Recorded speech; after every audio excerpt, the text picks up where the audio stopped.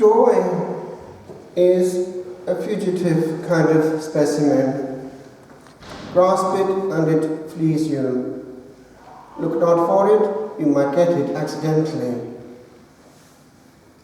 How many people spend thousands of pounds trying to plan joy in the summer holidays and find that after one day they have a disagreement in the car and the good time expected was not had by all. Joy, my friends, is on a different level. It is linked closely with peace, and peace can be there even when the world is falling apart, if and only if we're anchored in the one that made us, for there is no joy coming our way without him. This week I was dumbfounded by something I was not aware of. I hesitate to share it with you, but it's linked with this theme of joy. The teaching given by St. Paul is that our modesty, our forbearance, our kindness, our good measure, our reasonableness, it's all in one word in Greek, should be known to all men. But the element of measure is there, and a lot of things go awry when the measure is lost. In your day is there measure? The amount of time given to such and such an activity, is it measured? Is it ordinate? Are you in control of where your life is going? Now, I will conclude with this, but in the meantime, I want to make this little jump. Because we are in a battle against forces which do not wish our joy. Old Nick is not a peaceful specimen. He's deeply unhappy. Now, I want to share with you something that I learned in the context of, it is the Incarnation, it's the very place where it started. And it happens to be the day after a new feast which has put this back in, if you like, public attention where it wasn't before. It's as recent as 2017. The place where all this happened has been put back on the universal calendar as an optional memoria, that of the commemoration of the Holy House of Loreto. Are you sitting comfortably? Then I shall begin. What happened is this. Our Lady was brought up in a deeply Hebrew family, actually miraculously, because she shouldn't be there. The conception of the Blessed Virgin, although not the same as the virgin birth itself, was from tradition very special. I won't go into that now, it's not the theme of the homily. But from the beginning, her existence was special.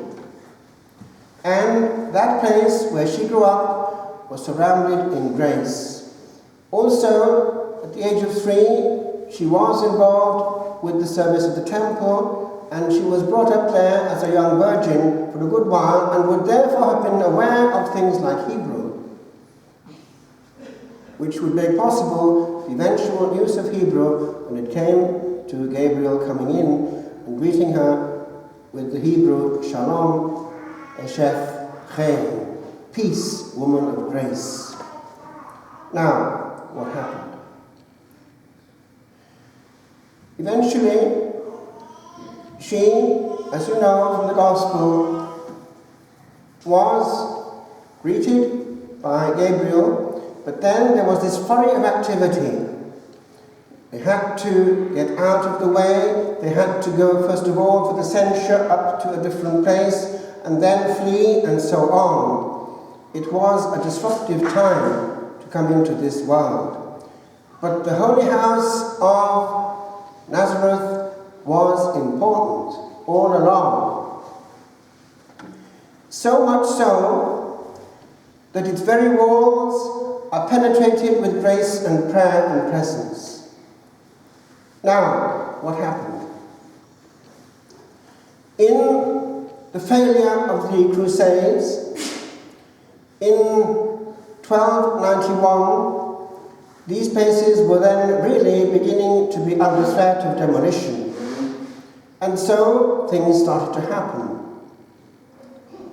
One thing was the fact that we had the Carmelite order coming over from Mount Carmel, where they had been hermits, to the west and becoming mendicant friars. Our Lady appearing, of course, around 1251 in England to St. Simon Stock and giving him the habit that we know. That's another story, Aylesford. But in parallel, we have all this going on. The angels were not going to allow this holy house to be demolished or desecrated. And it is true. It was transported by angels. First of all, to the present Croatia, the then Illyria. And it was there for 3 years. But it was not being given the glory and honor that it merited for what it was. It wasn't fully perceived for what it was. And so they took it further. And it came to the sea coast of Italy, and there it is, in the area of Ancona, on the Adriatic side of Italy, which is close, therefore, to the east. And it is without foundations. And all the research indicates that it is in exactly the same stone and style and architectural principle and working that one would find at the time in where it came from. So it was in 1291 that it came over to Illyria, and then 1294 it was placed by angelic miraculous power where it is to this day, where of course it's surrounded by a large basilica. Now, I make a jump in time. I wasn't aware of this, and I hesitate to approach it. It's in the recent period that something very spectacular took place there.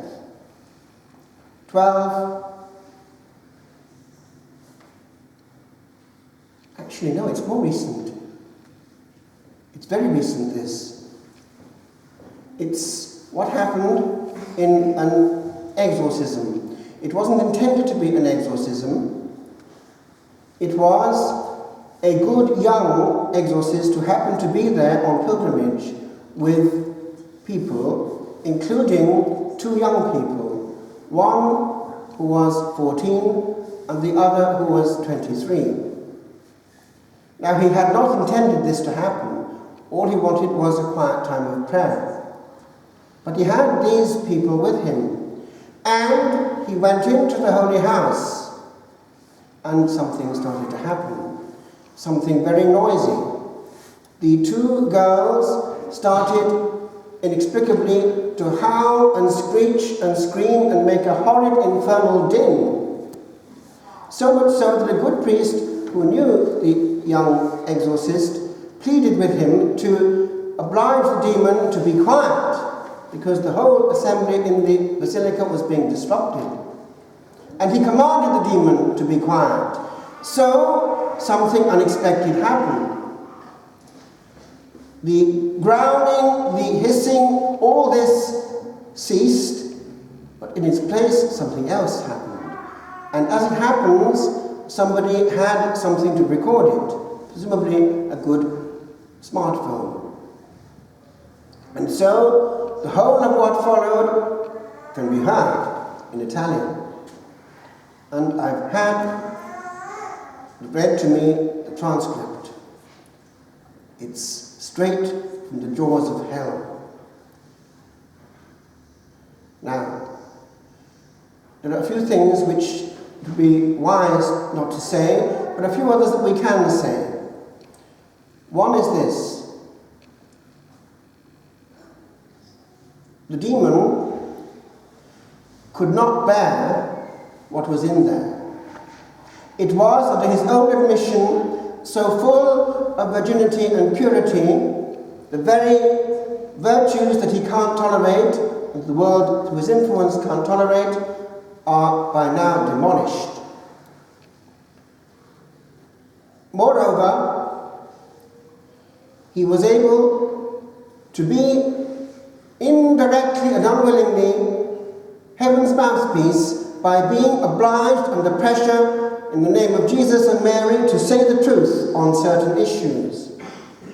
And these are some of the issues, recent now.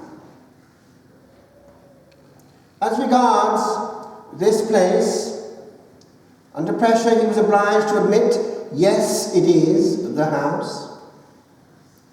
And he mocked and he used strong language. Those Mongolized theologians, he called them, who read his thoughts and share them with others in such a way that they think they're clever and persuade people not to believe anything of the sort. He did, however, say that that white driver of herds in Rome has always believed. So there's something gone through the Roman pontiffs to this day which has always believed, and Benedict XVI has been there and preached on it powerfully. But it doesn't finish there. He talks about the way that he, at that time, was doing all he could to destroy what he knew was going on. All that happens in that period of the Incarnation was under his ferocious pressure and influence. Destroy! Stop! And he uses this expression, my faithful servant, Herod, did my work, but it failed. He goes on to say, and this is the bit I can't say in public, how he carried on with the destruction and used other of his servants, and I won't say what that is referring to make sure that all these vestiges were destroyed. And it failed. And then he goes on to these recent times when, and he calls the theologians, my faithful servants, pushed by me to do my work. Do you see what that's saying? Do you see how clever the enemy of the church is? It doesn't matter what it is. Use it if it succeeds. All he wants is the demolition of the means of grace. Does that sound familiar? So, my friends, it's also his desire now to make sure that anything to do with Christmas has all to do with a feast. That Christ must not at any count be mentioned. It's all the same. Attack, demolish, annihilate. And each Christmas, it's a little bit further on. God guide King Charles in what he says to the Christian nation that his mother guided so well. God guide also our politicians in Ireland to remember that this land was conquered by grace, and the demons chased by Patrick are at the door again and want to take away Christ from this equation. We want the darkness that was claimed by Satan before back in this emerald isle. He wants this last jewel in his crown. And my friends, he is getting it. because we are happy to toes. I just conclude where I started. There's no joy in him or his company. But before we go through another year, remember that we too are our own worst enemy. And joy is not made of complicated things. There's more joy in a happy moment with a happy friend than with an expensive gift and no human company. There's more joy in sitting before good music than in being exposed for 12 hours to thumping noises. There's more joy in a book than in a screen, because we were made to read, and if we'd been born with a screen, the Lord would have thought of that. Let us take the grace of simple things and remember that time is passing and we only have one chance to absorb and to give joy, the true joy that comes with grace.